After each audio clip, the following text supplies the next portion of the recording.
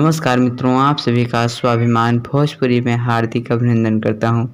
जैसा कि आप सभी को बता दूं, आज यानी कि 27 अगस्त दिन शुक्रवार सुबह एक DRC रिकॉर्ड्स पर अरविंद अकेला यानी कि कल्लू जी का गाना रिलीज हुआ है। इसका नाम है जान मारे मीठी मुस्कान और इस गाने को गाए हैं अरविंद अकेला कल्लू जी। और इस जो वीडियो में आप लोग को दिखेंगी वो दिखेंगी अरविंद अकेला यानी कि कल्लू जी साथ में कनक यादव जी। इस गाने को लिखे हैं प्यारे लाल कवि जी और जो म्यूजिक दिए हैं उनका नाम है ओम झा जी। ये एक कोई मामूली गाना नहीं, एक ये बहुत ही इस गाने के पीछे रहस्य छुपा हुआ है।